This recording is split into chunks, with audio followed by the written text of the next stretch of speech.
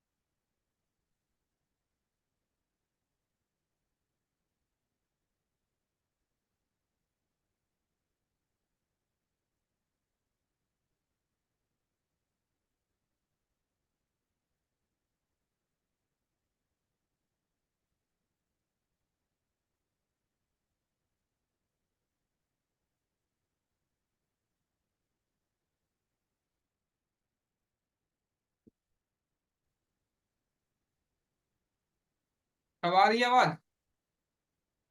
जी। हाँ। हाँ, आ रही है। ठीक है।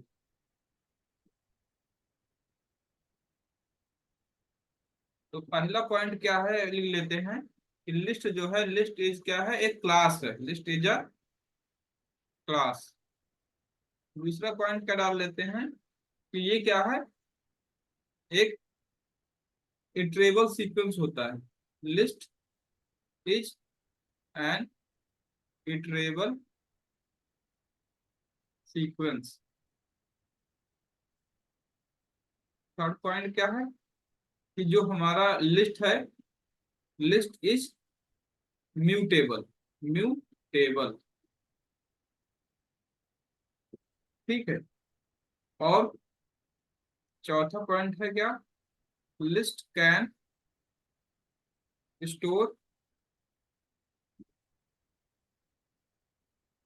heterogeneous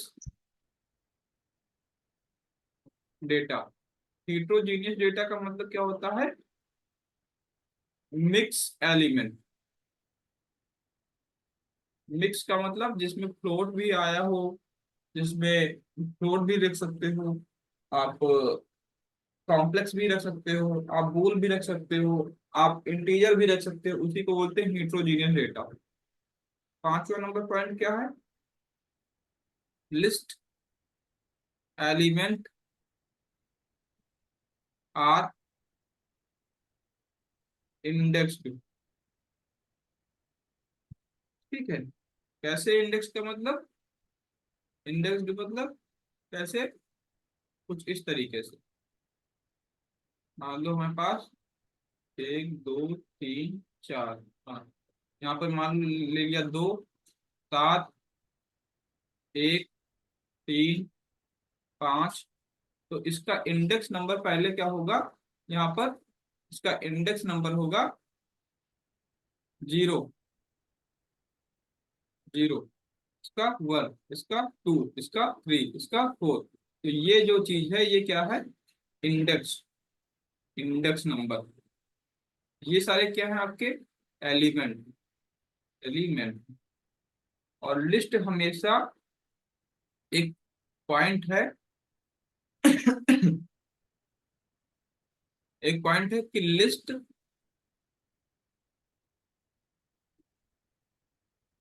ऑलवेज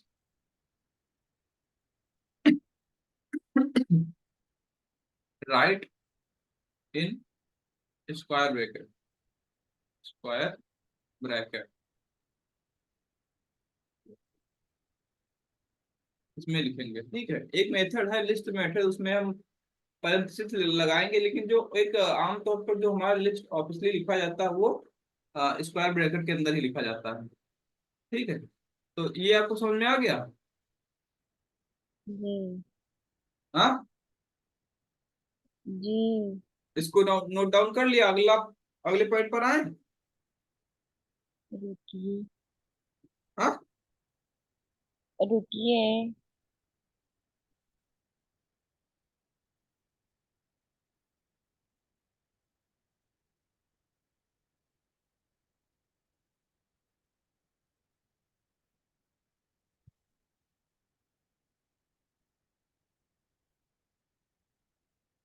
म्यूटेबल का मतलब क्या होता है?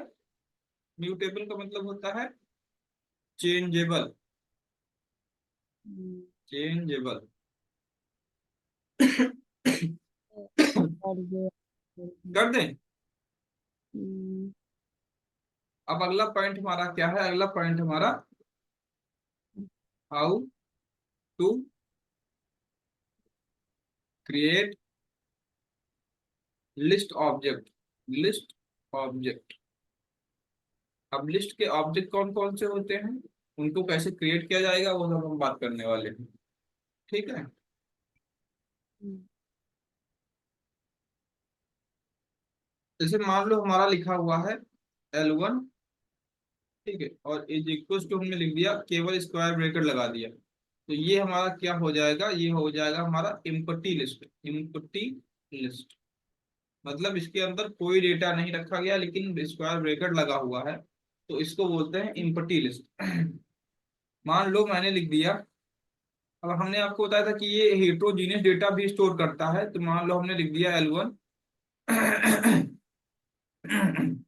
Two comma 2.3 comma 2+3J। ठीक है, फिर लिख दिया, मान लो मैंने ट्रू, मैंने लिख दिया कि ओ लेबल। तो देखो डिफरेंट डिफरेंट टाइप्स के इसके अंदर डेटा रखे जा सकते हैं, तो इसी को क्या बोलते हैं?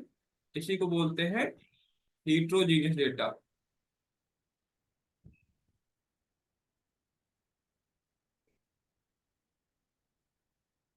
असल में जी।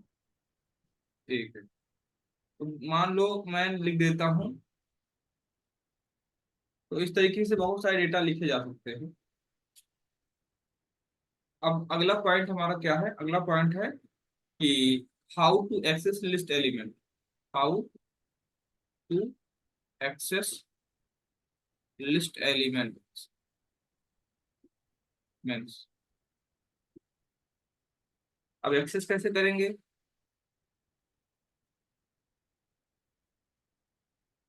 अब देखो, किसी भी डेटा को एक्सेस करने के लिए just you have to know about what, index concept. If you want to access list element, then you have to must know index concept, indexing concept, concept. Spelling देख लेना, थोड़ा मिस्टेक हो सकता है लिखने में, तो उसके लिए इंडेक्सिंग कॉन्सेप्ट को जानना जरूरी है। इंडेक्सिंग का मतलब क्या होता है? लेट्स सपोज मैंने कहा कि मेरे पास 2, 4, 1, 5, 6, 9, ये कुछ नंबर दिए गए हैं। ठीक है, तो पहले का इंडेक्स क्या है? 0, दूसरे का 1, तीसरे का 2, इसका 3, इसका 4, इसका 5। ठीक है, 0 से स्टार्ट हो रहा है इसलिए 5 तक जा रहा है, टोटल नंबर कितने हैं? 6। तो इसी को, यही है हमारा इंडेक्स। ठीक है, तो मान लो मैंने कहा कि मेरे को मेरे पास एक लिस्ट है, उसका नाम है, उसका नाम है T1। T1 equals to T1 assign 2 4 1 0 15 21 16 4, ये है। इसमें का हमको इंडिविजुअली कोई पर्टिकुलर डेटा एक्सेस करना है, तो कैसे एक्सेस करेंगे, कुछ ऐसे एक्सेस करेंगे। मान लो अगर हम डायरेक्टली ऐसे लिख दें कि प्रिंट, और प्रिंट के अंदर हम L1 सॉरी T1 जो ये वाला है, ये वाला इसको पास कर दें, तो क्या होगा, जो हमारा आउटपुट आएगा वो हमारा पूरा लिस्ट ये दे देगा आंसर में, पूरा लिस्ट दे देगा आंसर में। ठीक है, जो भी ये लिस्ट है आपकी, ये लिस्ट आ जाएगी। लेकिन हमको पूरी लिस्ट नहीं चाहिए। You have to get what, you should have need access individually data one by one. तो अब क्या करेंगे उसके लिए, मैं उसके लिए क्या करूंगा, उसके लिए ऐसे कुछ लिखूंगा। क्या लिखूंगा, मैं लिखूंगा प्रिंट, और ब्रैकेट के अंदर लिखूंगा T1, और ब्रैकेट T1 के बाद क्या लगाऊंगा, इसके अंदर जो भी नंबर एक्सेस करना है उसका, उसका क्या लिखना पड़ेगा, उसका इंडेक्स नंबर लिखना। तो मान लो मेरे को 4 एक्सेस करना है, तो 4 कहाँ पे है, 0 1 1 पे है, तो 1 लिखा और बंद कर दिया, तो जो आंसर आएगा वो आ जाएगा आपका कितना, 4।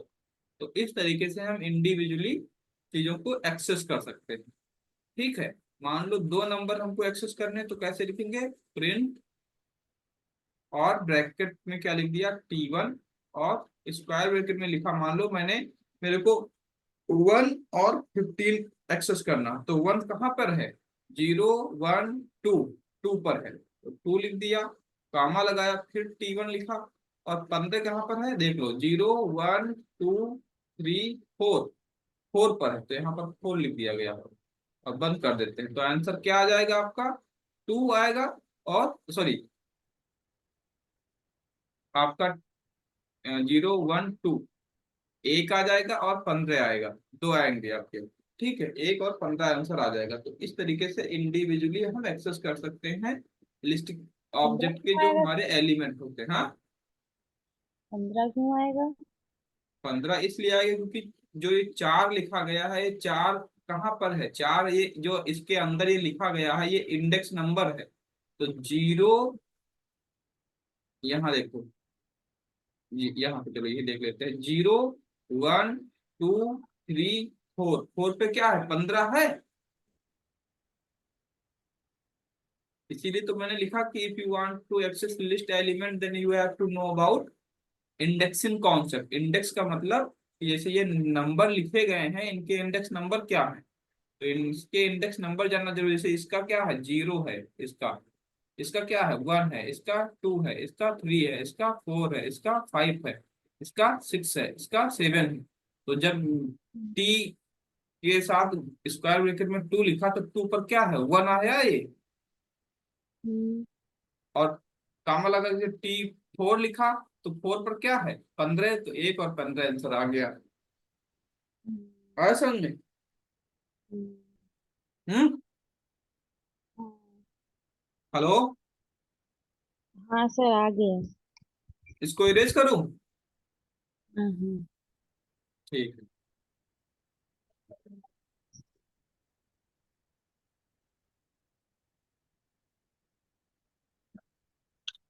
कर अब दिया बात आपने, करते मैंने हैं। कहा था नहीं। ओ। लो,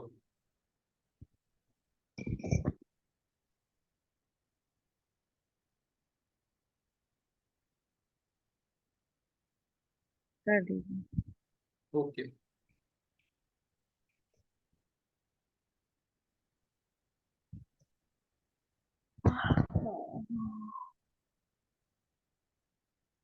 Now, हाँ। moving forward, now next point is how to use negative indexing concept if you want to access large element which is contained in list.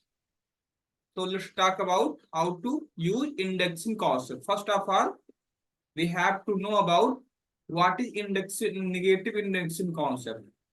Let's take example. We have L1 list where contain 1, 3, 9, 4, 5, some element. Got it? So if explain with the indexing concept, then you have to contain in a box. Let's take one is here, 3, 9, 4, 5, and there will be index what? Index will be start with the 0, 0, 1, 2, 3, 4. But your if talking about your negative indexing concept, that will start with the rightmost digit. So your rightmost digit is the 5. So here you have to use -1, not 0, because does not matter. You have to use -0. -0 is nothing. Got it? So you have to start with the -1, -2. But keep in mind, always you will start with the rightmost digit. And -3, -4, -5. So consequently, you will get that your if I will tell you your index 0 is equals to negative index 5. Your one index is equals to negative index 4. Your two index is equals to -3. Your three index is equals to -2. Your 4 index is equals to -1. So you can write negative index instead of your positive index. So you can write -5 instead of 0, and you will get the same output. Let's take example. Print L1 -1. So you will get the same output whenever you will use this print L1 4. Why? Because -1 and 4 should equal. 4 -1 equal. Look at here. Here on the negative index -1 and the positive index 4 have the same value with the same address. Got it? So you will get the same output. What? You will get the 5. I hope you will get the variable negative index concept.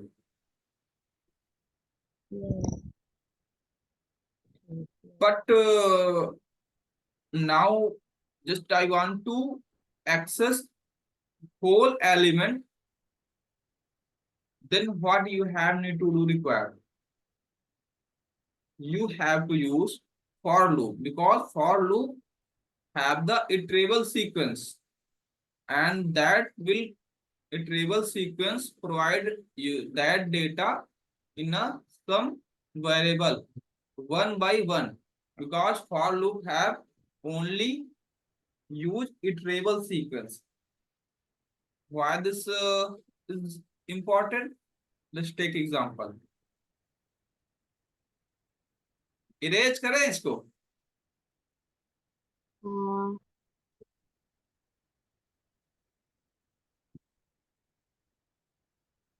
Now point is that accessing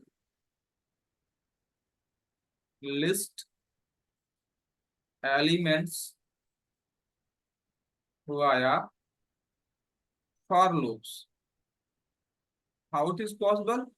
Will you use the for loop using For loop, you can access one by one all list elements, not individual, not only one. You can whole list you can access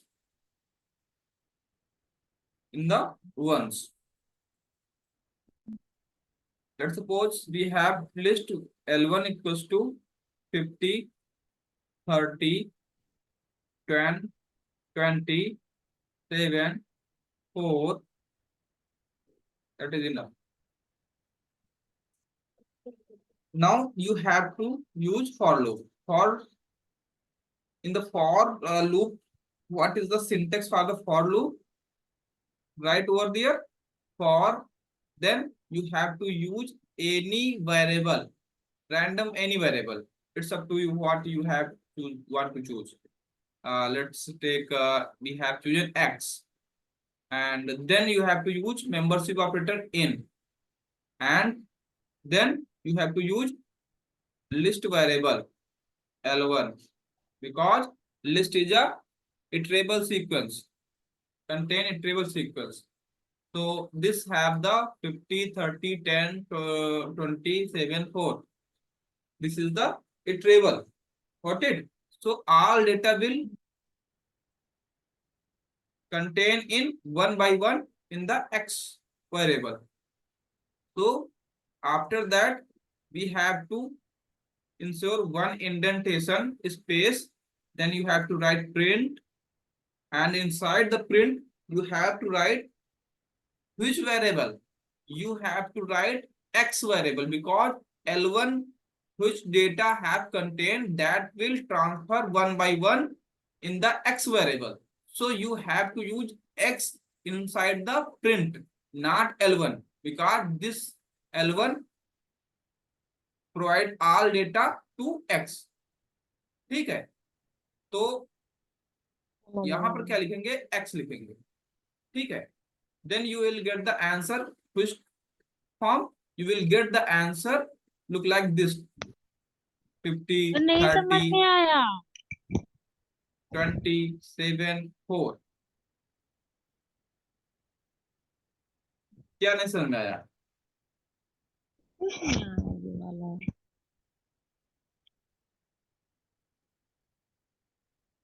ये एक list है. हाँ. मैंने कहा इस सारे list को access कर, सारे लिस्ट के एलिमेंट को एक्सेस करना है.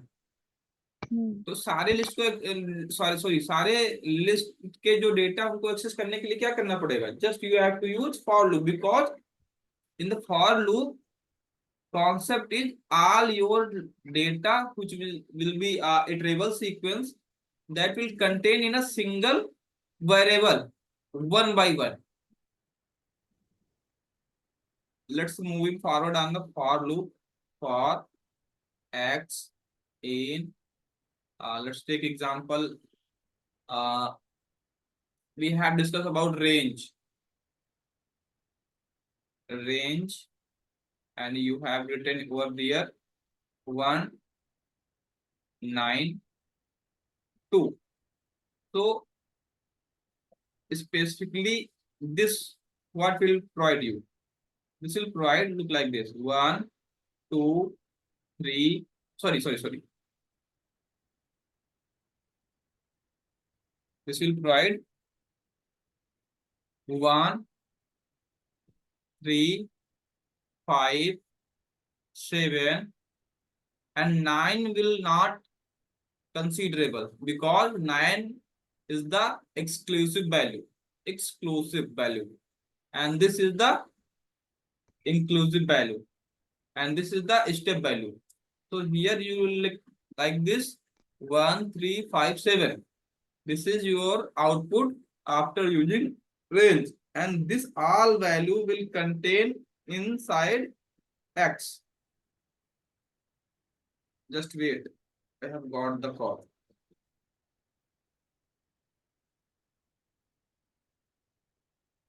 Hello, hello. हाँ,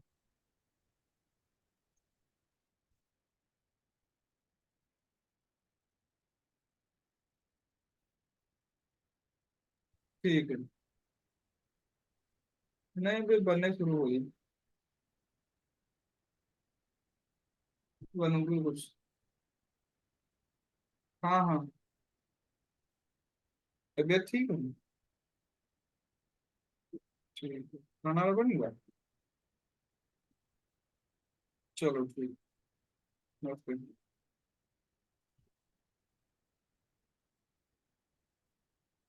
हेलो। हेलो। जी। हेलो। हाँ, तो एक एक डेटा एक्स के अंदर पहुंच जाएगा। पहुंच जाएगा कि नहीं पहुंचेगा? तो हम जब डेटा सारा एक्स के अंदर पहुंच जाएगा, क्या था, तो इसमें क्या था, सारा डेटा L1 के अंदर रखा है। किसके अंदर रखा है? L1 के अंदर।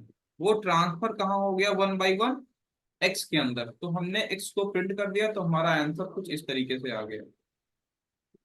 मान लो WhatsApp video. कि मेरे को हॉरिजॉन्टल एक लाइन में ही प्रिंट करना होता, तो क्या यूज करते? तो हम लिखते यहाँ पर, इसके जगह पर, तो हम लिखते, एक मिनट, ये क्या? ये हटेगा कैसे?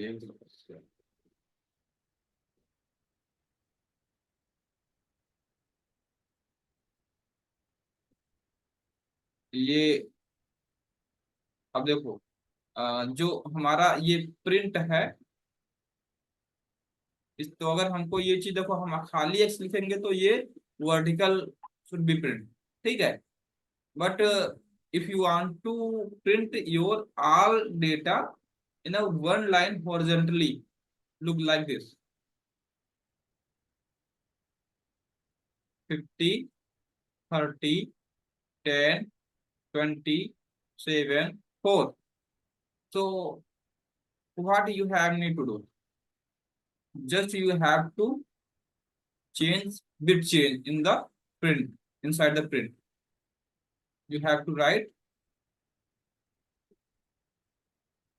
x comma end equals to double inverted comma space and close.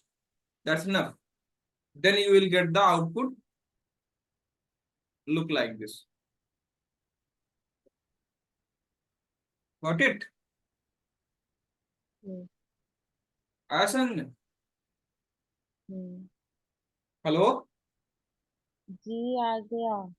Erase कर दूं? जब चाहिए कर दीजिए। हाँ। कर दीजिए।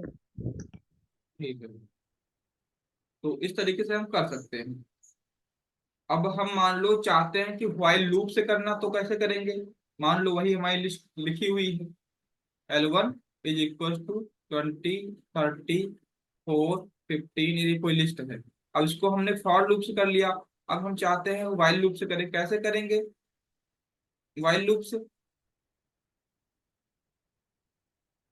अब देखो, पहले ये व्हाइल लूप में ये सबसे पहले देखना पड़ता है कि एक्चुअल में आपके पास डेटा कितना है। ठीक है, अगर मान लो आपके पास 4 डेटा है, ठीक, तो सबसे पहले क्या करना पड़ेगा, I is equal to 0 initialize कर लेंगे। फिर क्या लिखेंगे, व्हाइल लिखेंगे। मान लो कितना डेटा है यहाँ पर, 4 डेटा है, तो इसको कितना, इसका इंडेक्स नंबर क्या होगा, 0 होगा, 1 होगा, 2 होगा, 3 होगा। 3 आया मोस्ट मैक्स डिजिट, ठीक है, इंडेक्स का। तो क्या करेंगे, while I less or equal to कितना, 3। ठीक है, फिर क्या करेंगे, प्रिंट, और जो ये सिंटेक्स दिया गया है इसको यहाँ लिखेंगे, L1, और ब्रैकेट में आई की वैल्यू भी रन ड्राइव रन करके बताते हैं कैसे ये काम करेगा। फिर end is equals to space end close, और इसको अपडेट कर देंगे। तो ये इस तरीके से करोगे तब भी वो ही आंसर आ जाएगा, 20, 30, 4, 15। ठीक है, अब ये काम कैसे करेगा उसको समझ लेते हैं। देखो आई की वैल्यू 0 इनिशियलाइज हो गई, आई इक्वल टू 0। वाइल पे आए, चेक किया आई की वैल्यू आई की वैल्यू 0 है, तो 0 लेस आर इक्वल टू 3। हाँ है, अंदर आए L1। अब देखो जब ऐसे लिखते थे तो यहाँ पर क्या लिखा हुआ, आई लिखा हुआ है, तो L1, और यहाँ पर लिख दिया मैंने आई, आई की वैल्यू क्या है, 0 है। तो L1 0 कितना हो गया, 20 हुआ, तो 20 प्रिंट हो गया।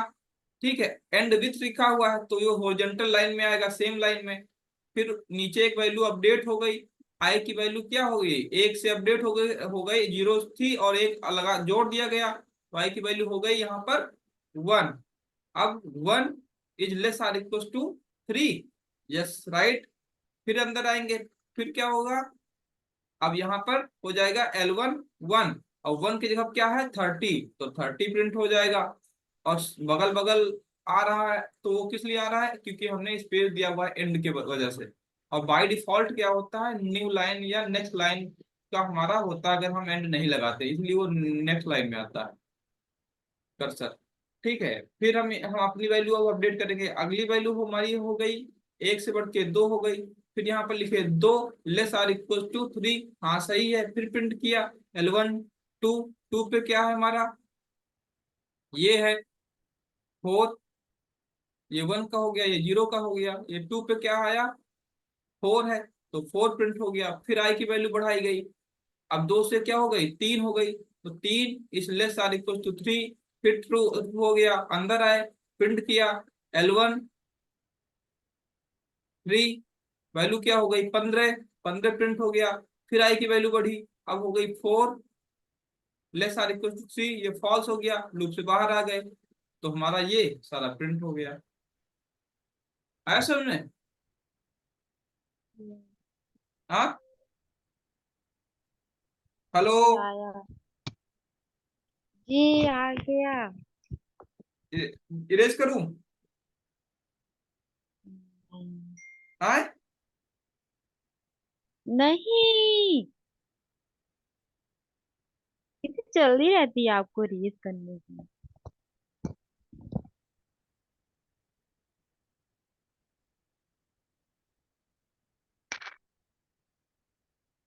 कर दीजिए। अब मान लो मेरे को कोई फंक्शन, कोई डेटा डिलीट करना है यहाँ से, तो डिलीट करने के लिए you have to use what, del function, del, del. ठीक है, अब हम्म, मान लो मैंने लिखा डेल और लिख दिया L1, और उसके अंदर क्या लिख देते हैं, उसके अंदर लिख देते हैं 2। ठीक है, तो जो हमारा इंडेक्स नंबर 2 पे होगा वो हमारा डिलीट हो जाएगा। तो इंडेक्स नंबर 2 पे क्या है 4, वो डिलीट हो जाएगा। ठीक है, तो हमारा आंसर जब L1 प्रिंट करेंगे तो क्या आंसर आएगा, आंसर आएगा 20, 30 और 15। तो इस तरीके से डिलीट करते हैं। आया समझ में? हम्म, अब क्लास वाइंड अप करते हैं, और फिर कल परसों देखते हैं, पढ़ाते हैं जो बचा हुआ है। आया समझ में? हेलो।